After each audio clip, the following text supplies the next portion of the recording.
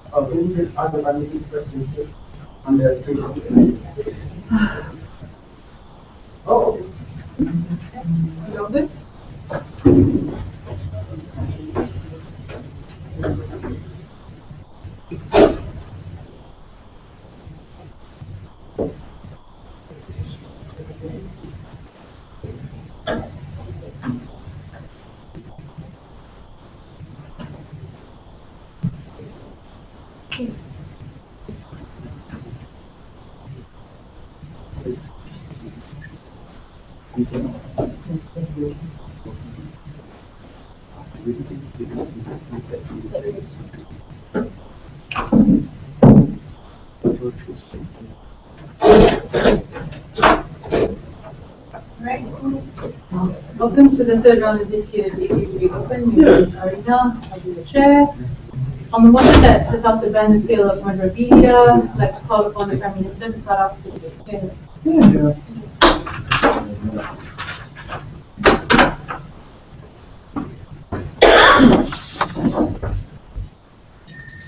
You want this?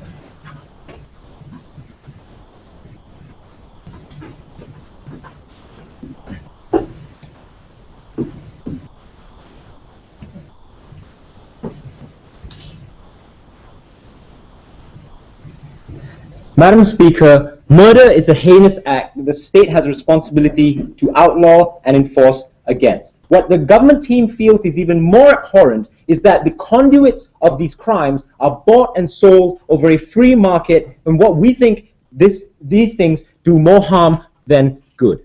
Our stance, ladies and gentlemen, is that we want to have a zero-tolerance policy against the humanization and the commercialization of artifacts of crime. We think, Madam Chair, that in the event, so our model is that in the event of a person being convicted, all items will either be kept by these victims, their families, or kept in state archives or destroyed by the state, ladies and gentlemen, the same way we destroy, for example, parts of endangered animals that we seize for individuals. We also ban the replicas of these items, so we ban, for example, the production of the Texas Chainsaw Massacre mask that is always a Halloween favorite. We are also against things, we are okay with media reports or any other avenues or channels in which the state can control the messages that are depicted with the result of these artifacts. We are not okay with these artifacts being bought by private individuals or private owners, like owners of museums, for example, where the message can be skewed or the message is unclear to individuals.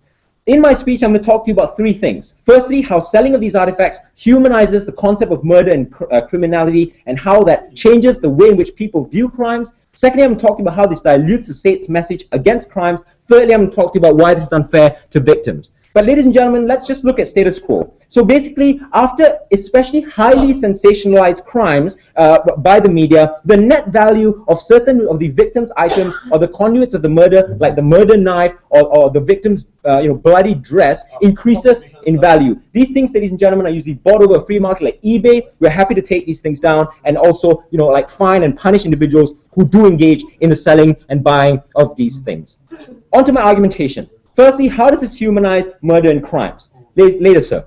The possession of these items, Madam Chair, allows individuals to put themselves in the criminal's shoes and visualize the way in which these crimes took place. Now, this is against the concept of deterrence, because deterrence only works when we tell society that criminals or criminal acts like murder are essentially anomalies in society, and these are individuals who are monsters amongst men. What we think that the buying and selling of these artifacts do is that it normalizes the idea that these criminals were in fact normal and human beings, and that that crime could have been done by essentially everyone. When you buy a diary belonging to a murderer and you think, hey, he kept the diary too, so do I. We think what it allows people to do is to sympathize with the behavior and the acts of these criminals, and essentially creates that public sympathy for these individuals. On a second level, we think it also allows individuals to indulge in pre-existing criminal behavior and activities, which leads to things like imitation crimes. That's why after World War II, when so many Nazi flags and Nazi helmets were in the possession of local or private individuals, this led to imitation crimes against Jews and against other minority groups in society, which led the EU to ban all Nazi symbols in public as a result of this, Madam Chair. Before I move on to my second argumentation, yes, sir. Supposing all these effects of the physical item exist, how is it any different from a film that depicts the story of a serial killer in its entirety? Well, we think that those, again, we're against anything that in which the state cannot control the message. So we're okay with movies that just like are a biopic or a documentary that tell the story, but not with movies that glorify and commercialize the act of murder itself. Secondly, how does this dilute the state's message towards crime? Firstly, we think that it dilutes the message that crime is something terrible. We think it's harder for the state to tell individuals not to engage in criminal activity when there is like all these artifacts being traded on a free market like eBay. We think the message is severely different, even if they might argue that, oh, these things still have a negative connotation. When you are on eBay, you know, like auctioning off a murderer's knife, we don't think that we think it dilutes the ability of the state to tell people that you should not engage or you should not stab someone with a knife. Secondly, on a second level, we think that it also tells individuals that creating or engaging in criminal activity essentially creates legacies. The same way that, for example, an individual, you know, like when they let's say they buy a guitar of a famous rock star, and they think that, oh, maybe if I be a rock star, I can be famous and always be remembered. We think it tells people that when you engage in criminal acts, it essentially creates legacies, and it also tells them that the more gruesome the crime, i.e. the higher the value of your murder weapon, the more likely you are to be remembered for the entirety of society. That's why in many Western liberal democracies, we do not allow criminals to profit off their crimes, i.e. like selling books or selling their stories of the crimes that they committed. We will not allow this publication of those items. We're against these as well. On a third level, we think it's unfair to victims as well. On one level, we just think like it's morally unfair for you to say, that we have or for the state to say that we have a responsibility to protect everyone and the victims of these things, victims of these crimes, but at the same time allow the exchange of the murder items, of the victim's clothing, for example. We think that's more unfair. But secondly, on a second level, we think it's morally unfair in the sense that a higher monetary value is always placed on like the most gruesome crimes, which allows individuals to celebrate that, ladies and gentlemen, because like so the more gruesome the crime, the higher the value of those artifacts, essentially leads individuals to celebrate the idea that, oh, I managed to sell off a murder knife for a very high amount of money. We don't think, ladies and gentlemen, that is in line with the state's policies to protect victims and the crimes in which they were committed against these individuals. But essentially, ladies and gentlemen, we also think that, in instances where, for example, these things are displayed in public, sorry guys, could you just keep it down?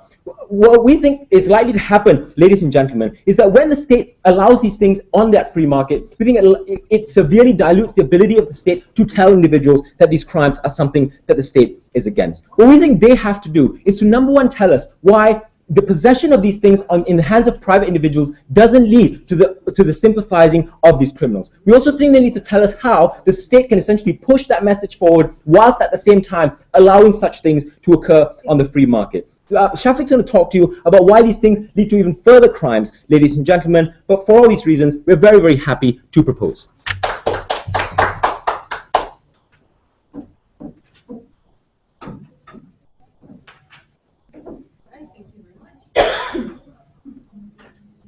The opposition bench, I'd like to invite you to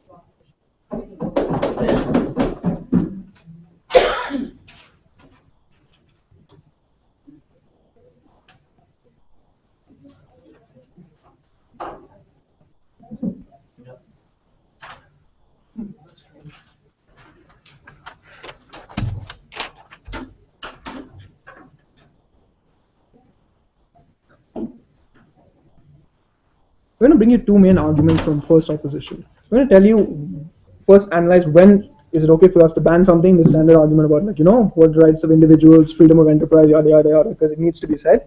The second more interesting argument is about what the nature of this consumption is and why we think it's rather benign and unlike what they wanted to depict, right? But the basic stance from opposition is that we're not supportive of destroying or denying the fact that these things happen. But at the same time, we don't think that's a dichotomy between destruction and necessarily having to celebrate and glorify these things, right? So in the instance of museums, you still allow Nazi museums to exist, but they're not a shrine to the glorious times that existed under Hitler, right? But they acknowledge that this evil was a part of human history and that crime and tragedy is a constant part of human history, something that needs to be acknowledged at least in the entirety of its existence for us to be able to understand it and try and make sure that we understand why it happens so that we may not repeat the kind of mistakes that exist. But they gave us a couple of arguments, right? They told us firstly that it humanizes criminals, right? But there wasn't much analysis on this because I didn't understand how by buying a cheap knockoff or watching a video, like for example the video about the movie about the Zodiac killer, how the vicarious experience is so great that you somehow believe that you're the killer or that the killer was right, because the narrative around all of these is never really to say that the state was wrong in convicting this person or that the crimes were or the victims had it coming to them, right? The widespread societal consensus that is replicated, of course, in museums, of course, in souvenir shops, is that these things were tragic, because there would be widespread outrage if you were disrespectful to the victims or said that murder can be justified, because that isn't how they actually sell these things. But secondly, there's a strange argument, right, in the idea that it tries to normalize the activities of these individuals, which is kind of the reverse, which is exactly the reverse of what it does. Because the ownership of these is not to say that any single person could become a criminal, but that it's an ownership of an artifact of someone who is notorious and unique, which is why it becomes a rare artifact that you're willing to pay more for, because it's a physical manifestation of an object that was owned by someone who perhaps you believe to be, I don't know, the very manifestation of evil, or so psychologically disturbed that no one was able to understand how they could possibly do these things. It's the fact that this person is so distant from you and you're unable to understand them, which is what breeds your fascination for them, not the fact that they're similar to you and they could have been any single person, which is why people like Jack the Ripper or the Zodiac Killer are canonized as being unique individuals and not someone who's just another bloke off the street, because then they wouldn't be as popular as they end up being. Their argument about imitation doesn't really stand in this debate, because with the existence of the internet and the fact that that people know about these things happening and there are enough resources in the internet for you to find out that crimes happen, and even if you don't read like amateur reports about it, you read the media reports which have details about what kind of crimes occurred, who the victims were, what the modus operandi was, the kind of fascination and idolization for people who want to imitate these people will happen under either side. So we don't see why it necessarily becomes worse on our side. Lastly, when they wanted to analogize this to Nazi symbols, right, there's a difference between that, because firstly there was widespread public support for the Nazi movement, and it represents a history of oppression of a specific community, and the fact that support for the Nazi cause might threaten to destabilize the society isn't something that exists today, that there weren't people rallying behind a murderer when he was at the height of notoriety saying that his victims had it coming to them and that maybe we shouldn't try and catch this person.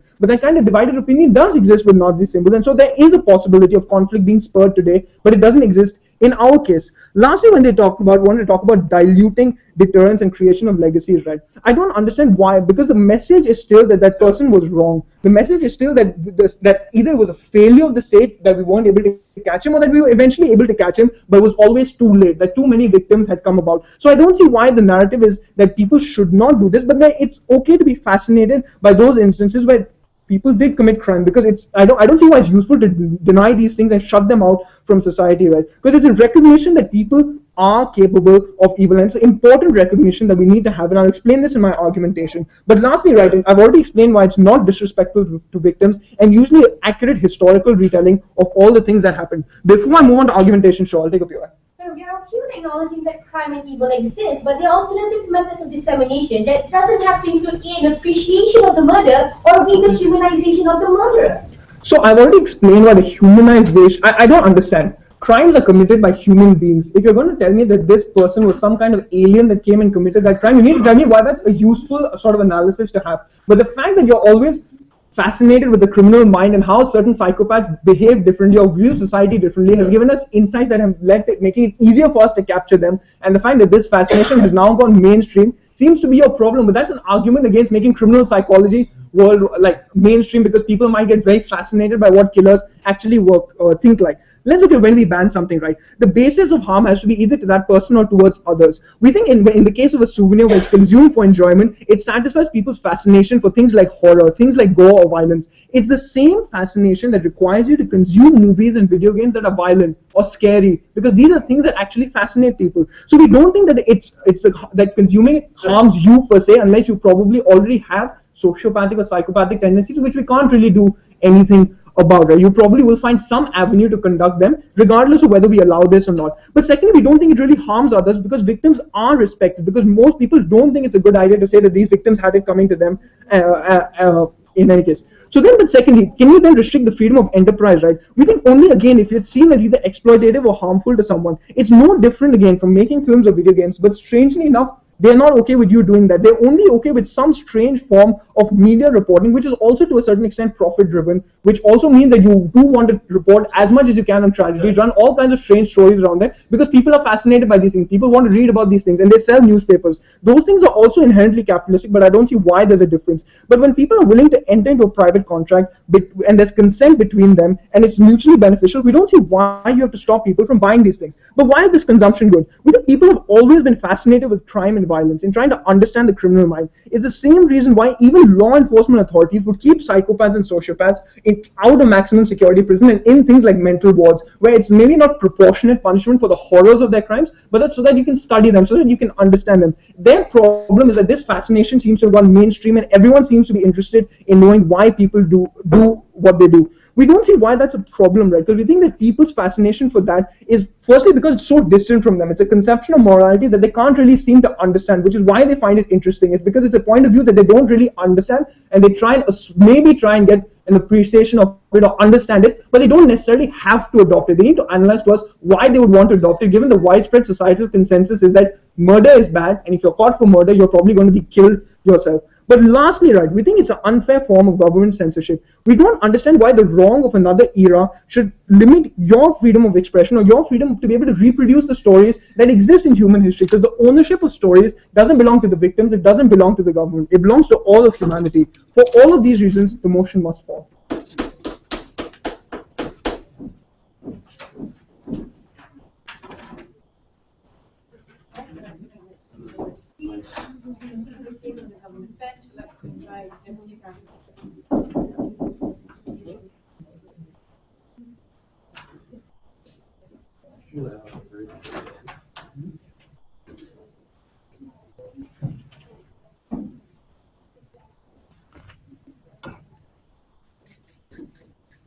Madam Chair, we find it reprehensible for individuals within society to commodify other people's misery by buying and selling artifacts of a murder as a trophy for them to keep at home, and for them to feel cool about having these trophies, ladies and gentlemen. We think that the state should ban such behavior not only on a moral level, because it's highly offensive for people to put a price on a trophy just because that knife killed more people, or that knife killed people in a more gruesome manner, and therefore it is more expensive. And we think the state should also do it on a moral level because it's highly offensive to the victims of the family members of the victims of these crimes, ladies and gentlemen. But furthermore, the burden on government is not only confined to the morality behind such a behavior.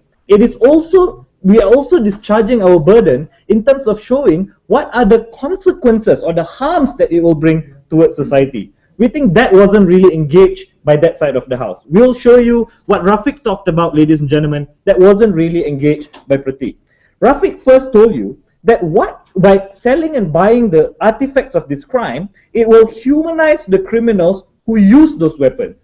By you holding the Texas chainsaw, the chainsaw that the Texas Chainsaw Massacre, the person who did that, ladies and gentlemen, or wearing the mask of a person that committed a gruesome murder, ladies and gentlemen, allows individuals to assume the persona of that individual that was committing that crime. Why is this harmful, ladies and gentlemen? Because when you are in that clothing, for example, you're walking yourself through the reasons behind why that person committed that crime, but also you are also considering the disposition of that individual that you can associate with, ladies and gentlemen. What that does is that it grants sympathy to this individual, because you are thinking about what is the reason behind that person committing the crime, when the state has already decided through the courts and the judicial structures that we have that that person is prima facie guilty and that person is a monster, ladies and gentlemen. Granting sympathy by walking your way through that experience is immoral, because now the state is unable to control how individuals perceive that experience that they gain from holding that weapon or wearing that cape, ladies and gentlemen. Because we think, ladies and gentlemen, there is a visceral reaction that it will spark within this individual. Because all these weapons, people are able to perceive these weapons or these items with their senses, ladies and gentlemen. They get to walk through the experience, ladies and gentlemen. We think even in museums where you attach, where you portray these things in a negative light, ladies and gentlemen, we think that those information still doesn't prohibit people from putting that individual, Hitler for example, or war criminals, in a positive light, because the imagery of that person standing there, standing tall in that particular museum, still allow people to construe certain messages in the way that they want it to be. And that is harmful, and we don't want people to do those things. That is why, ladies and gentlemen, in most liberal democracies and first world countries, we ban the glorification of criminal activities. We don't allow criminals to sell the books of their crimes, ladies and gentlemen. Ladies and gentlemen, we also don't allow things such as hate speech, for example. These things can't be fettered by the state. It's uncontrollable in the manner in which people perceive them. But secondly, Rafiq told you, and this is an important harm, ladies and gentlemen, that individuals that have the same types of disposition to the criminal will idolize that particular criminal and want to obtain that weapon in order for him to pursue whatever intentions that he has, because by having ownership of that weapon gives him the courage to do whatever that person did, ladies and gentlemen. This is an imminent harm that society can't afford to have.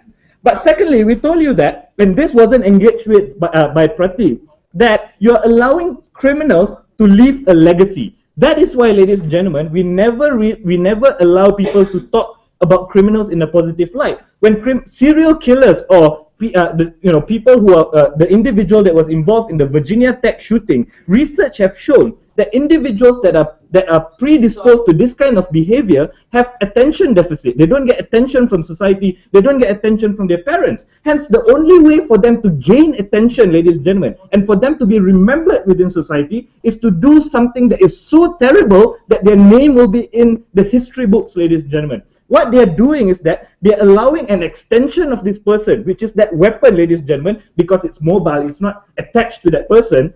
You allowed an extension of this person to remain within society and be glorified, because that information and how people perceive those items cannot be controlled. And that is problematic, ladies and gentlemen. But lastly, the victims of these crimes. They said that people are fascinated by this. But people are fascinated, the right of people to be fascinated by these items, ladies and gentlemen, and to walk through the experience cannot be at the cost of victims being offended by their daughters, by their husbands, ladies and gentlemen, being butchered, ladies and gentlemen. We think that is problematic, and we think it's highly offensive. This family members of victims needs to be protected as well. That is why we abolish certain war memorials. Yes, I'll take you.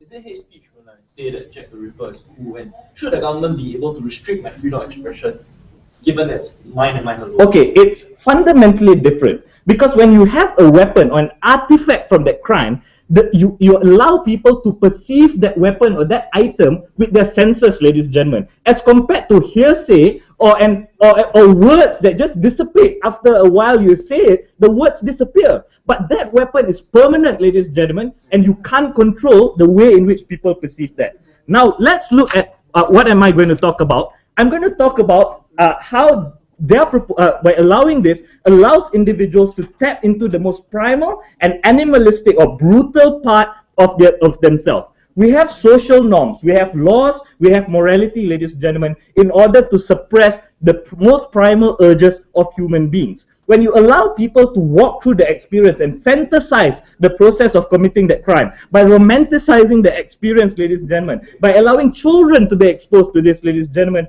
we think you get more in touch with the brutal side of yourself. You are more in contact with the primal side of yourself, ladies and gentlemen, as compared to the counterbalances that we have in society. That is why some societies ban violent video games, because it taps into the most dangerous and brutal side of a human being, ladies and gentlemen, because it has visceral reaction. It is a visual that allows people to commit that crime, or want to commit that crime, or even thinking or desiring to commit that crime, ladies and gentlemen. That is dangerous enough for us to have this ban. Because of that, we stand in proposition.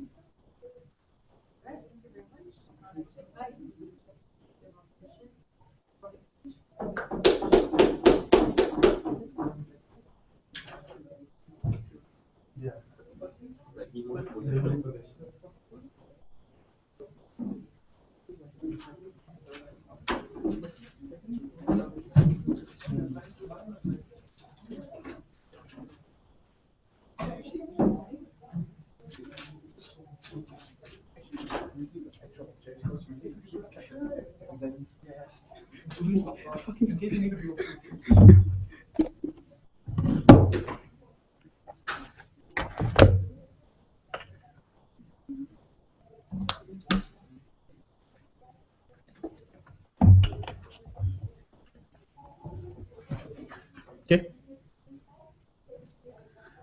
Side government's case was rather simplistic, that murder is bad and therefore anything and everything associated with it should be censored because, God forbid, there are copycat killers that might be created. Wait, in any instance, any murder and the details of such are of public interest, especially if it's gruesome and it's heinous, right? That is why there's huge media coverage of the crime and the subsequent trial. That is why the case of the defense for the killer is broadcasted and dissected in the court of public opinion.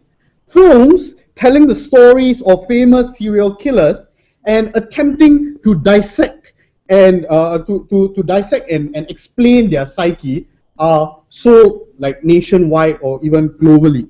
Criminal lawyers and behavioral psychologists make tons of money selling books telling about their experiences interacting with these people. So what does this all mean? All their harms about A, it's wrong to commercialize, is bullshit because it already happens anyway.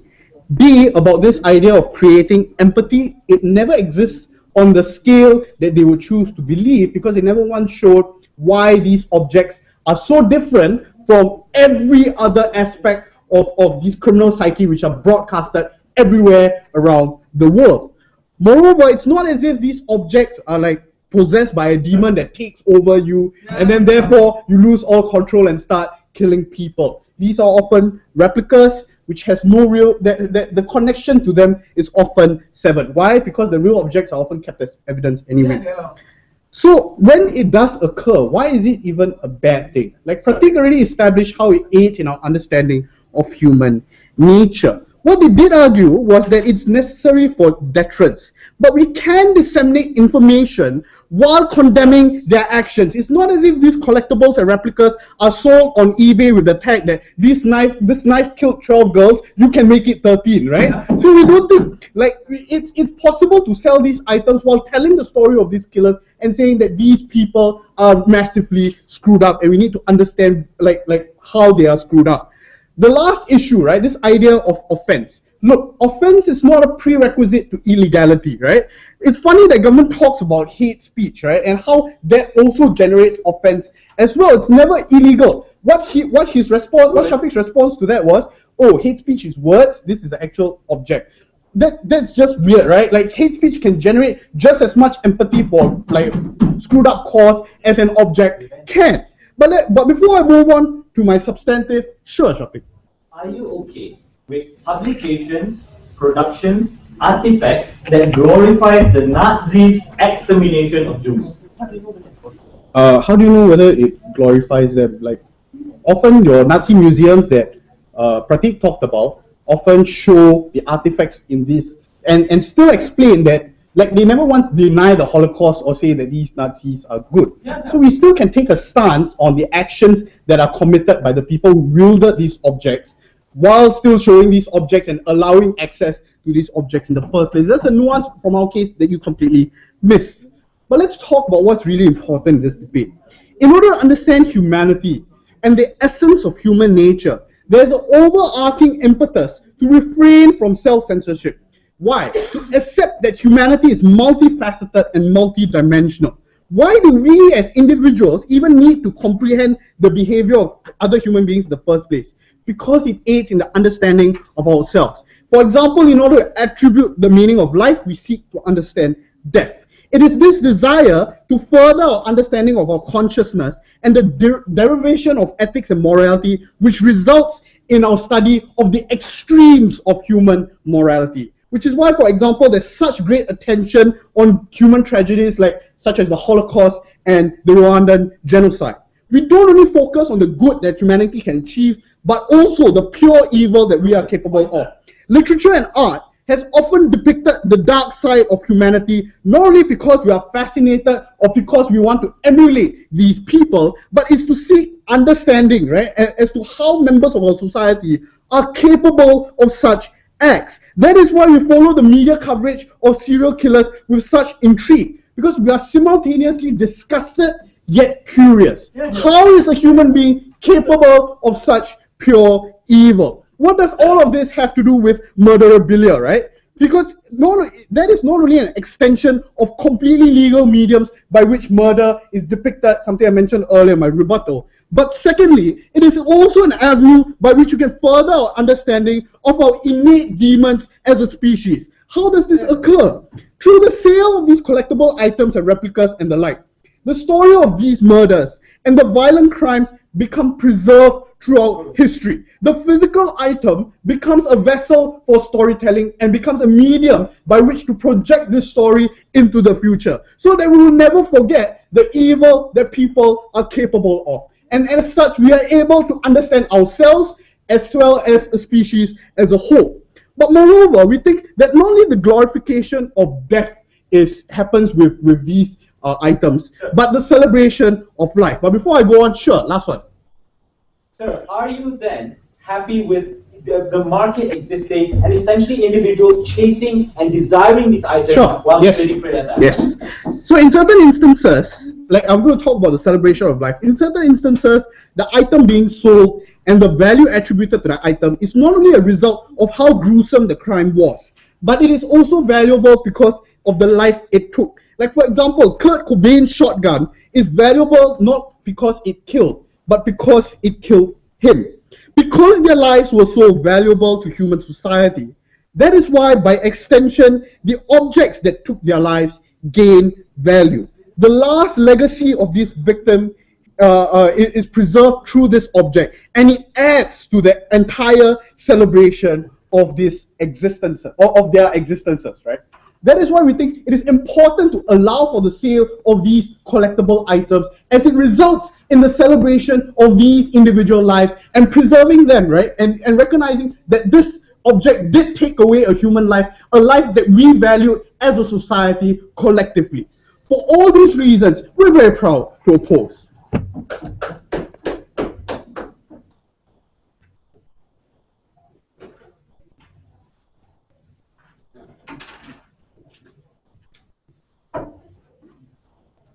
Thank you very much.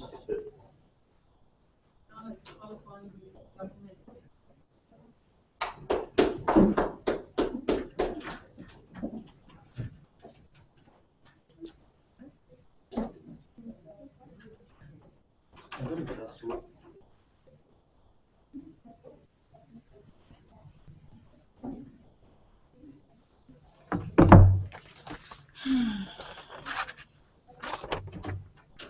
Perhaps the speaker before me is not acquainted with how debate clashes works, Because just because there are a bunch of objects that are similarly as harmful under status quo, or just because commercialization already exists, these are not arguments for these harms to continue to exist under status quo. We're going to prove to you that the harm stands in this debate. Because if you decide to force us to take a side, we will very happily take the side of containing and controlling all items as similarly as insidiously harmful as the item that we're banning currently in this debate. That's no issue at all. That's not an argument defeating the case coming from the side of government. So 2 issues in this debate. Firstly, are murderabilia any different or any more harmful than insidious materials allowed to exist under status quo? Secondly, will the humanization of murderers occur, and is that a harm we're willing to defend?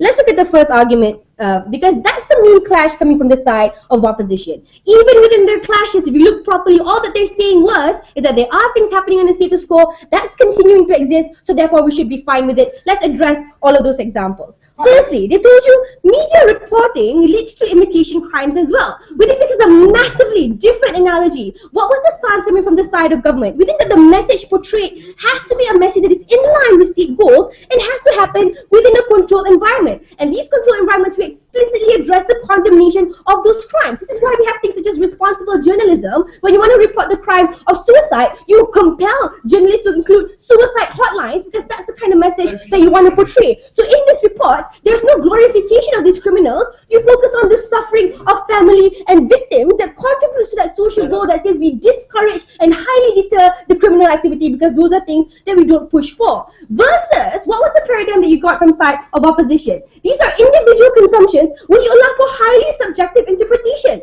The only response that we got, which was, criminals are horrible people anyway, and they're so uniquely horrible that no one will fall on their side. But their safety net has absolutely no check and balance whatsoever as to that is definitely the interpretation that people will fall on. I see that to an objective individual, Nazi crimes and anti-Semitic crimes are obviously horrible, yet there's so much controversy on who's good and who's bad under your side of the house. We think under that reason as well, your premise that people are obviously wrong so people will not side with criminals does not stand, because there will always be controversial crimes such as hate speech. There will also be controversial crimes such as O.J. Simpson, where society did not agree with the verdict given out by the judiciary. Your premise doesn't include those harms of interpretation. If you want to talk about a caveat where we can still have education and awareness, that's the problem in this debate. If we know that state goals is to provide a counter narrative, why are you allowing these objects that actively contradict the message of those state awareness that you wanted to create continuing to exist? But secondly, you cannot ensure that the same consumption market exists, that the people who buy these knives are exactly the people who sit through your government awareness programs.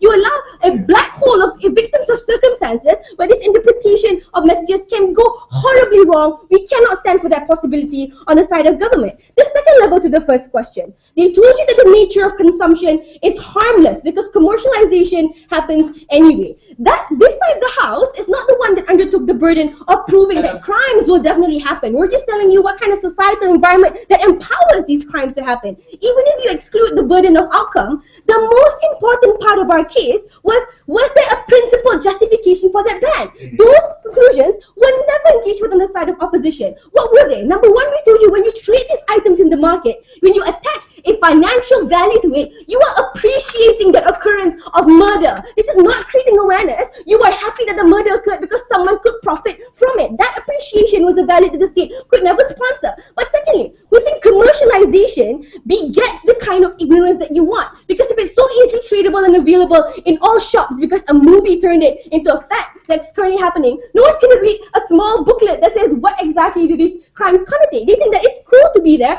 and all of the harm of interpretation where people connect themselves and assume the persona of these criminals, where people understood the kind of criminal motivations behind the crimes, those are familiar motivations that we can reasonably assume people would undergo once they possess these murderabilia. That ignorance was something that you could not address.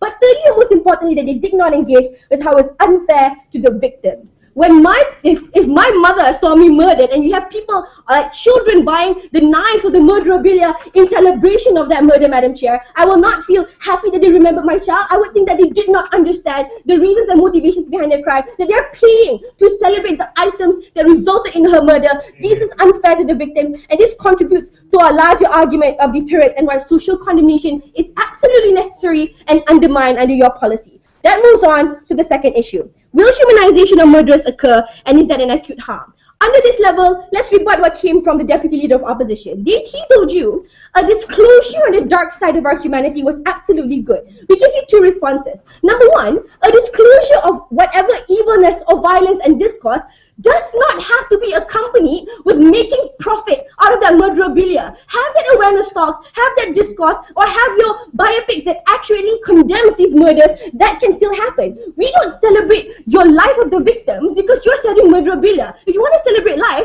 then have a Kickstarter campaign or collect money or light candles in memory of those victims. You don't sell those murderabilia that connects people in general public to the murders who were malicious under those circumstances. If you want people to never forget these individuals, then use history books as a measure of recording this evilness so we never forget. But in history books, we control the message where these acts were condemned. Unlike your side, where you allow everyone to consume it, it instead becomes a legacy where these people can self-actualize. You can still, yeah, you can have one.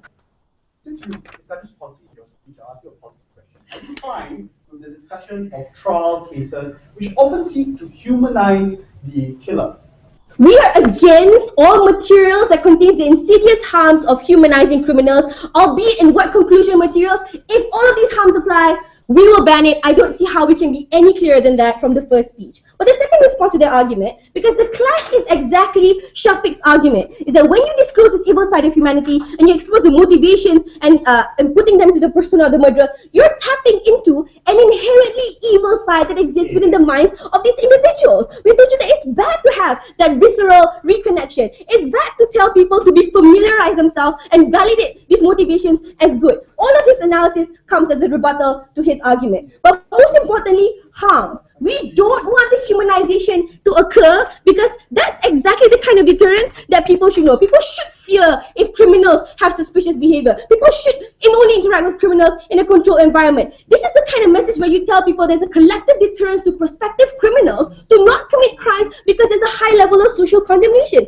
You undermine that condemnation when you humanize these individuals and tell them that it's no longer an anomaly to be a criminal. You validate that it's a normality within this world to be a criminal, that it's okay for it to happen. It's just another occurrence that's unfair to the victims and unfair to society. We're proud to propose.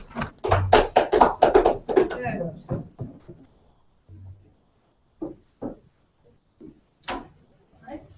Thank you very much. I'd like to invite the opposition.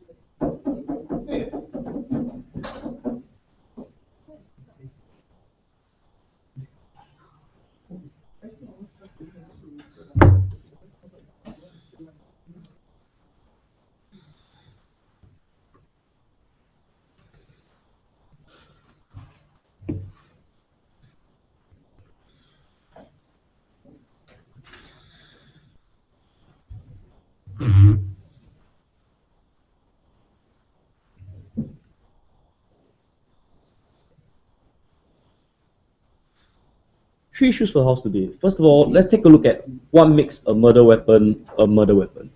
Secondly, let's take a look at how human psychology works and why their policy essentially is a censorship of human expression that hurts our ability to better understand ourselves.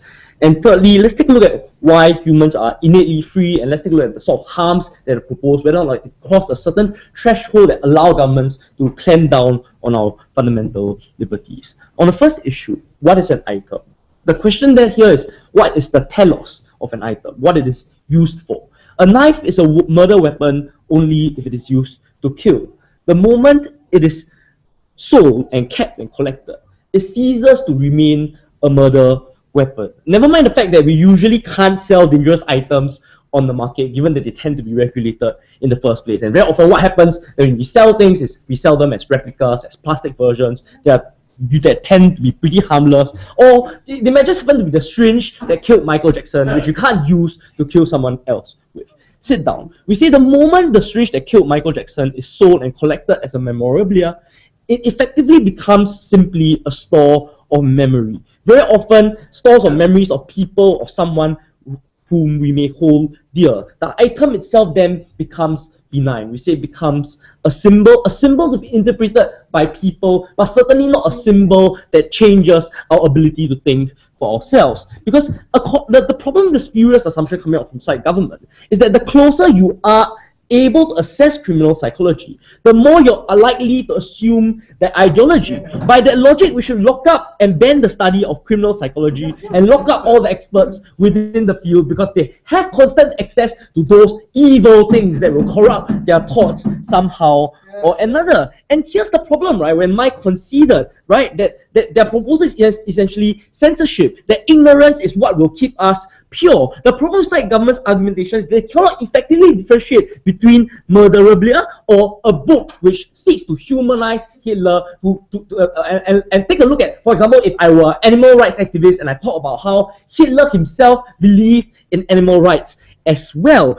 They are also unable to differentiate between those things and video games that also simulate murder. They seem to claim that the mere association with such objects can fundamentally change our being. But we say that's not necessarily the case because humans have the agency to actively interpret these objects and ascribe meaning to ourselves. At the end of the day, when we watch a movie or biopic about Hitler, even if it may portray him to be human, at the end of the day, what we do is we come to understand why Hitler came to be. We don't become more like Hitler. Let's move on to the next issue, right? Here's where we start with fundamental assumptions in any democratic state, that humans are innately free to pursue their own ends and the means in which to pursue those ends. The central idea to it is life is the unique subjective experience that all of us share, and yet no two of us have the same. And that's why it's not anyone's business to tell us what we can or cannot enjoy, because we are free to seek what brings meaning to our lives, even if it might be extremely offensive to other people. So for example, I as a pedophilia may enjoy collecting children's underwear, but it's none of the state's business whether or not I do so. I'm not hurting anyone in the process of buying children's underwear and sniffing it before I sleep. You may find it morally repugnant, but the state cannot legislate against morality. The state cannot legislate on those grounds to restrict the freedoms, to restrict the happiness I can seek and define for myself. Any restriction of this freedom needs to hence have a very strong justification. They need to explain why the actions of a murderer should bring upon the rest of society some sort of moral obligation to curb certain of their desires. Given that consumption of these items does not cause direct harm to any party or cannot even be used as very often cannot be used as a tool to inflict harm. What were the certain arguments that came out from their side? Let's take them down one by one. They argue, first of all, that we humanize the conception of murder and the conception of a murderer, and that this is somehow necessarily bad, without explaining or giving us any analysis to back up their assertion. But on our side, we explain to you, Madam Chair, that it's important to understand that we are capable of evil. There's nothing wrong with recognizing that Hitler was not a special kind of evil, that he may have been a product of the circumstances that surrounded him, that things could have happened that could have led to the rise of another Hitler. And we say the study of Hitler as an individual brings us greater understanding as to what occurred. That's why Nazi museums are around to remind us that with the central message of this, never again. Secondly, they said creating a vicarious experience very often leads to sympathy, and also that this sympathy is necessarily a bad thing. But we say very often the thing with these criminals is that they very often suffer from some sort of psychological disorder or deficit, which like they're either born with it as a result of some heavily traumatic experience. If that's not a persona that you have, it's not something you can undertake just by buying a symbol, just by buying something associated to that individual. But more importantly, Mai herself in her speech considered that the average individual, when confronted with such facts and experiences, will find these experiences extremely horrific, which is why I don't understand why she claims that emulation is what will occur. Yes, Mai?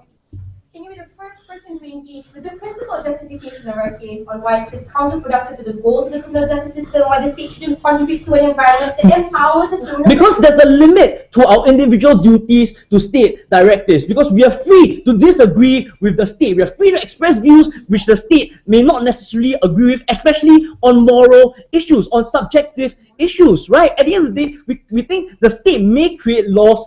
We think it's fine if the state create laws to regulate interaction between human beings, but we think the state has no right to try to interfere with what we want to think, what we want to experience, what brings joy and pleasure for ourselves when it doesn't affect a third party at the end of the day. But more importantly, they also assume that somehow owning this murderabilia will more likely than not encourage emulation. Again, I don't understand. If the item is not haunted by a demon, why is it something that can overcome our conscience as if we had no agency over ourselves, as if it can possess us somehow? But thirdly, they claim the problem is incitement of crime and violence, and the example they used was the Nazi symbol. But we see there's a problem there because the two items are not analogous. We do fear the danger of a rise of a society full of neo-Nazis who will kill more people. But we are not afraid of a society of Jack the Rippers who go around ripping people's innards out, because it's not simply something that humans in general are capable of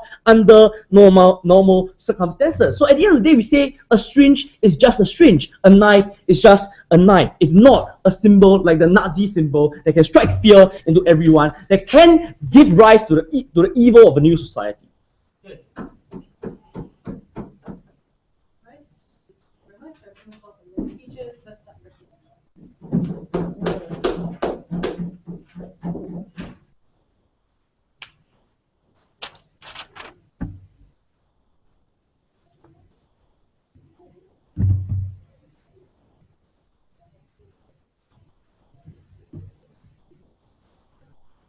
Before I go into looking at the major issues in this debate, there are two smaller things that absolutely need to be dealt with. The first one is the question of whether there's going to be wide-scale replication and reproduction of these things.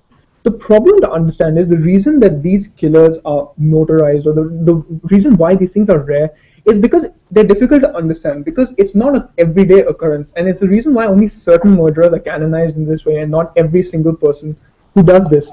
And because of that, there's a certain epistemic distance between the psychology of these individuals and that of your everyday person on the ground. And even they were willing to concede that most people, even if they were to take on this perspective, perhaps might find themselves horrified or curious as to wondering how someone could possibly do this, because they themselves could never imagine themselves doing such a thing. So already we see that there isn't a possibility of widespread harm if this is allowed, which is not perhaps the case in the instances of hate speech, in the instances of neo-Nazi movements and Nazi symbols. So we don't think the government can censor this, because the logic from their side is, if allowing anything can cause any single person to perhaps act out badly, or a few people to act out badly, then it should not be allowed. But there needs to be a significant threshold if you're going to curtail people's ability to tell these stories, particularly because we told you that the consumption of these stories is important, both in terms of our own perhaps as entertainment, which can be benign, but also in terms of aiding our understanding of human nature.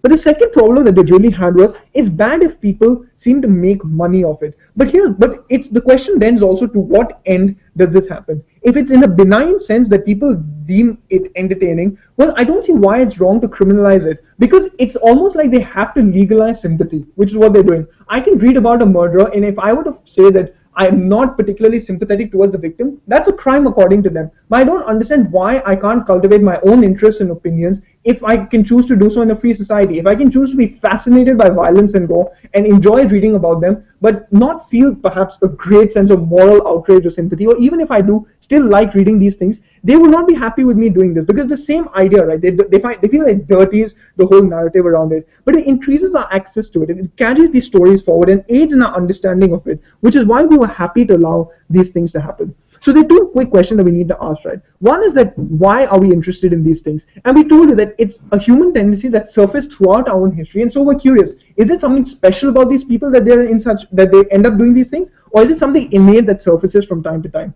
They told us that it is some primal instinct and we should be very careful about it. But then the logic doesn't really carry through, right? Because, for example, like we said, criminal psychologists who perhaps delve into this on a daily basis don't find themselves corrupted by it and end up going slaughtering everyone in their hospitals, right? It is possible to resist the influence of these things. It's a bit unfair to say that the influence of these things is like a ghost that's going to possess you necessarily, or the only people who do this are predisposed to becoming like that. Here's the problem. If people are naturally predisposed to violence, it might be because of some kind of psychological deficit. There are two responses to that. This is again stuff that we brought you. There are two responses to that. Firstly, a psychological deficit cannot be created in another person just because they understand what this person is going through. If you have a psychological deficit that doesn't allow you to feel empathy or sympathy, you can't suddenly cultivate that just by looking at a knife. But secondly, if you have that, I don't care whether you find a special knife or a regular knife. Sooner or later, some trigger might cause you to go out and commit those crimes. So you don't create more criminals or less criminals on either side. But lastly, we think that you do have a right to your own opinion and your own interest, and acting on them should only be restricted if you actually harm other people. The logic of their side would seem to suggest that after you release movies like Silence of the Lambs or TV shows like Hannibal, you had a spike in murder rates across the world. But these things didn't happen. There isn't a widespread harm that they have to attribute to it. Just assertion as to how human beings are perhaps inherently evil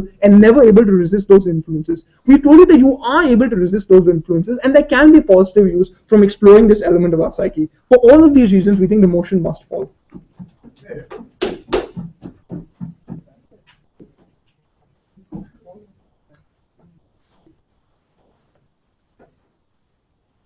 Madam Chair, this is what the opposition didn't get from the get-go. Our burden on side proposition is not to show you that people will definitely commit crime with the selling and purchasing of these items. What we told you is that with the existence of such a status quo, it will encourage people with such a disposition to be more likely to commit that crime, and that is a risk that side proposition will never be able to gamble on, ladies and gentlemen, because we think the lives of innocent civilians should be protected at all costs. But secondly, the burden of this debate is also one of a principal one, because we told you that what they do is that they contradict the state value of the disempowerment of criminal activity. Alfred came out in his speech and said that this is subjective. People have the right to disagree with the state, ladies and gentlemen. We agree. But when it comes to crime, there is a consensus that murder, especially murder, is unacceptable, ladies and gentlemen. That is one that is objective, and therefore the state cannot tolerate any opposition to that state messaging. Let's look at the two strongest arguments that came from side opposition. They didn't want to talk about private citizens that buy these artifacts to keep in their personal home to quench their thirst for brutality and violence, ladies and gentlemen, or idolize such an item in order to imitate such a behavior. They only want to talk about the placement of these items in museums with caveat that those things are bad. But we told you under both paradigms, ladies and gentlemen, it is still harmful. Because of course there are reasonable people that can appreciate these things and not emulate such an act.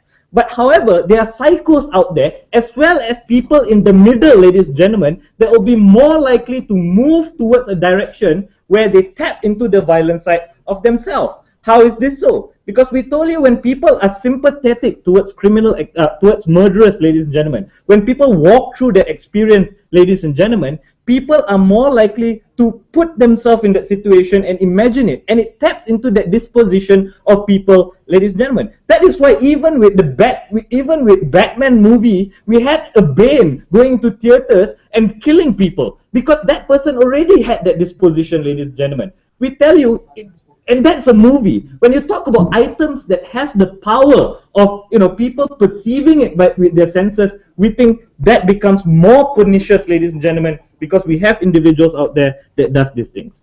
But secondly, their strongest material is that this will create awareness and understanding of the human self, because people want to understand themselves.